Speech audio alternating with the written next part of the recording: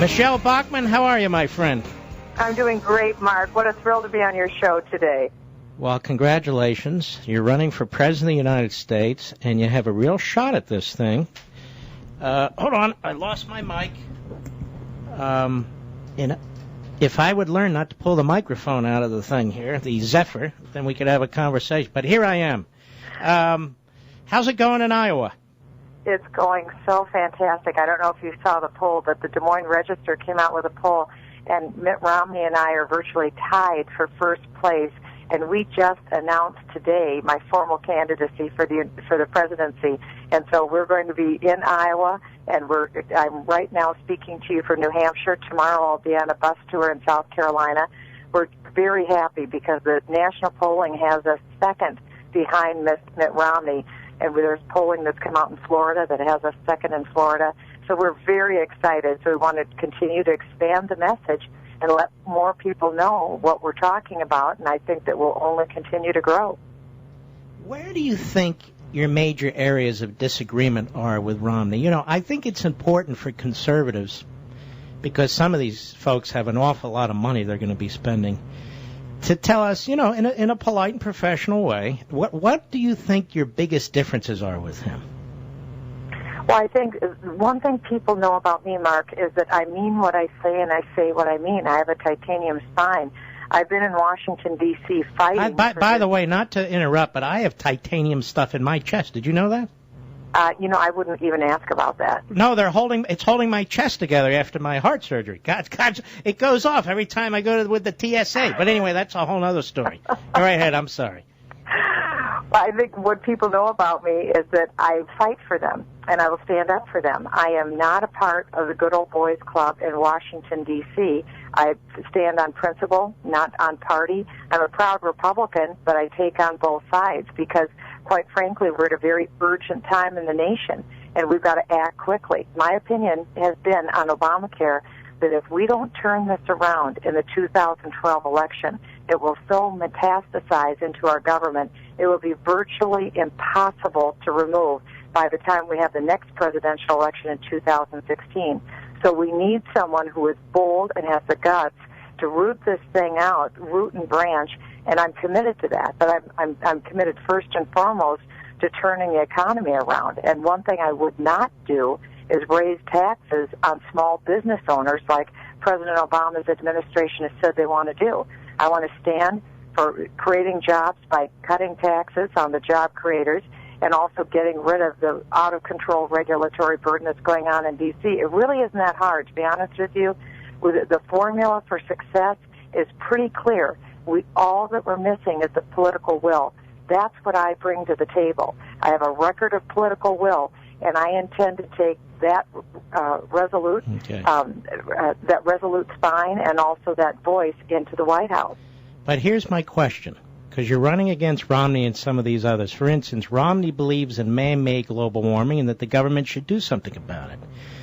Do you believe in man-made global warming, and do you believe that the government should do something about it? This doesn't sound like somebody who's going to fight cap and trade. That's just my personal opinion. Well, I agree. That's a big issue going forward. I have very serious doubts about human activity contributing to global warming. The science is not out there on that, and I've been very vocal about that. I think when we look at the EPA, no other agency has expanded itself like the EPA. We need to go through the EPA and get rid of one program after another. Let me give you just one example. This is in the Department of Transportation. We had one employee that made $170,000 a year at the beginning of the recession. About a year and a half into the recession, we had 1,690 employees that were making over $170,000 a year. It is. It's just one example of many of the waste and the corruption in Washington, D.C., and we need somebody who's actually going to tackle it and take it on. You know, I've read reports that we've lost 1.9, 2.1, or even more millions of jobs net since Obama became president, yet he goes out there and talks about all these jobs he's creating. Well, in net, he hasn't created any jobs. I mean, and he gets away with saying, you know, I've created, or hasn't created anything. And my question to you is this, though.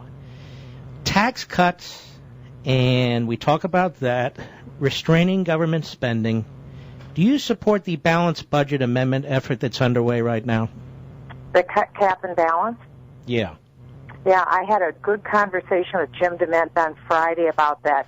As you know, I've been very busy because we had our announcement today, and so I'm in the process of going through what I'm reading. I like what I'm seeing in cut, cap, and balance, and I just need to make sure that I have a thorough understanding of this and get a few more questions answered before I'm willing to sign on. But it certainly is the right direction that we need to go.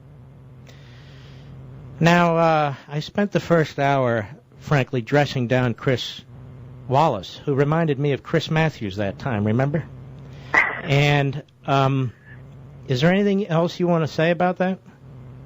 Well, Chris Wallace did call me this afternoon about 5 o'clock, and he did apologize. And, of course, I accepted his apology, and we'll move on from there. But I was, frankly, very surprised by the statement that he made. It seemed quite insulting to me, because I'm a very serious individual. I have a law degree. I have a postdoctorate degree from William & Mary in tax law. I have a scholarly background, and I have a very extensive background litigating tax cases in the U.S. tax court. I've also started a successful small business. My husband and I have created many jobs in our home state. I've worked very successfully in education reform in Minnesota, and I've been a leading activist in Washington, D.C., fighting against the government takeover of health care and also on energy reform. So I have a very strong background. Plus, my husband and I raised 23 foster kids, and we started a charter school for at-risk kids. So I have a very serious life and accomplishments that I bring to the table. But let me, doesn't it offend, because it offends me and millions of people who are listening, that I have never heard a question like that posed to a liberal, let alone a liberal woman. I've never heard a question like that posed to Biden, who always has one foot in his mouth while he's hopping around. I've never heard a question like that put to Obama, who has flubs all the time. Now, you can't get past having some of them because, you know, you're busy, you get tired, you're running from one town to another, one state to another state. But we do have politicians who are serial flubbers. They're not called flakes. I mean, this president is destroying the job market. He's destroying the private sector. He's destroying home ownership. Nobody's going to say, by the way, some people around here think you're a little extreme. Are you an extremist? I mean, aren't you a little offended that you and Palin and Kane and conservatives have to put up with this stuff? Well, this is par for the course. I come from a very liberal state and a very liberal media market, and this has been the course of my life. And I think that's actually an advantage to be a little bit more battle-hardened with the media. And so this is usually what a person expects. And I think in the presidential race, I think that will be an advantage because I've dealt with this for years now, and I expect this, but it's just an opportunity for me to make my case. I don't expect that the media will necessarily be friendly toward my point of view, but one thing I do know, the American people are very receptive and very friendly toward this point of view. I mean, it really is quite astounding if you think of it. Today, I announced my formal candidacy to run for the presidency of the United States, and today we are polling across the nation number 2 of all the candidates that are running. I think that says more about the American people and the message and the type of individual that they're hoping to put in the White House to represent them.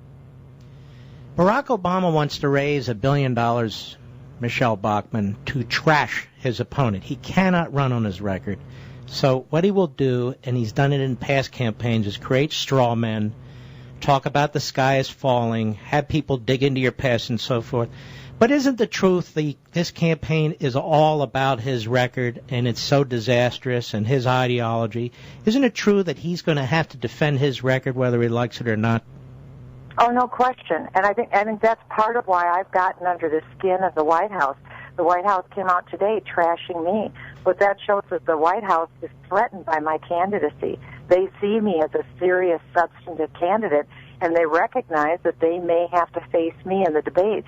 I fully intend to be the nominee that he will face. I can't wait for that day, because that's exactly what I'll do. I will hold him accountable for the terrible record that he's made as president. As a matter of fact, in my speech today that I gave, I quoted Barack Obama when he said that if he doesn't turn the economy around by year 3 of his presidency, then in all likelihood, he won't survive a one-term presidency. Well, I take him at his word. I think the American people take him at his word. And I think the American people wish that the election were next week because they want a president who understands the economy, who understands job creation, and who has the political will to turn it around. You know, I saw they said something like, well, what's Michele Bachmann going to do for the middle class? And I thought to myself, save it from you. Save it from him. Because his policies, he can talk about the rich, the millionaires, and the billionaires, when we know he really is targeting small businesses. But that aside, his war against millionaires and billionaires has been a war against truckers and coal miners and people in oil fields and people who own little shops. It's been a war against working men and women all across this country. He can talk about millionaires and billionaires all he wants, including the ones that he has bailed out and who he's talking to for bundling his campaign contributions. But isn't it true you're going to be promoting constitutionalism and capitalism, and that is what's created the vast working middle class in this country? Well, there's no question. People are crying out for a president who will stand up for our Constitution and not be ashamed of it or act like it's a relic. It's very relevant to our times. It is one of the most magnificent documents that has ever been written. We revere that. Most American people do. And most American people aren't ashamed of free market or of capitalism because they know that leads to jobs and wealth creation. Profit is a good thing. I'm proud of the fact that my husband and I know how to turn a profit into business. That's what we want to encourage more of. And the good news is we can have it. And it won't be like Ben Bernanke, the Federal Reserve Chair, says we have to wait till next year to see if the economy will turn around. If there's a President Bachmann, I can guarantee we will be looking at about one quarter. If I have a cooperative Congress and we can enact tax reform and regulatory reform, in one quarter we'll see job creation. This formula really isn't that difficult. We just need to do it. I guess my last question to you is this notion of the Constitution as a relic, which is very serious. If they don't follow the Constitution, then what do they follow? Well, if they don't believe in capitalism, then what do they believe in? They follow their own ideology, which, as we know, is centered in redistribution of wealth. If you look at the primary policies that Barack Obama has put forward, the $1 trillion stimulus, the government takeover of health care, instituting cap and trade through the back door, through the department, through the EPA, all of these programs together and all of the bailouts and all of the various stimulus, the quantitative easing 1 and 2, and now they're looking at a third one. These are all failed policies that have never worked in the past. The living laboratory that we have all experienced through the Reagan years is what works, and that's tax cuts, regulatory reform, living within your means, not spending more than you take in. It really isn't that tough to figure out. Again, it's just having someone who's willing to apply that tough love that we need to have in the United States, and then we can be the head and not the tail. That's what we are. We are the greatest nation in the world, but the problem is we've been entering a period of decline because of his negative policies. We can be on the ascendancy in very short order, and we need to be because we are the indispensable nation of the world. And for the sake of the world, America needs to be a great nation, not just for our own people. So that's why it's imperative that we get behind a candidate that we can believe in, that we trust, who's going to do what they say that they're going to do, because this is serious. We cannot play around with this 2012 election. We can't gamble that Barack Obama would have a second term. This is really a time for boldness. And so people have got to come out. And, I would invite your listeners, go to MichelleBachmann.com. We're launching our brand new website today. I need you on the team. I need volunteers. And the good news is we already, out of the gate, are number 2 in this horse race. We intend to be number 1 and take on Obama and go to the White House in 2012 and actually get some true hope. I've got a hard break. So it's MichelleBachmann.com, did you say? That's right, MichelleBachmann.com. Michelle with 1 L, Bachmann 2 N, MichelleBachmann.com. We will link to it all over the place. God bless you, my friend, and be safe. You take care. Michele Bachmann. She sounds pretty damn intelligent to me.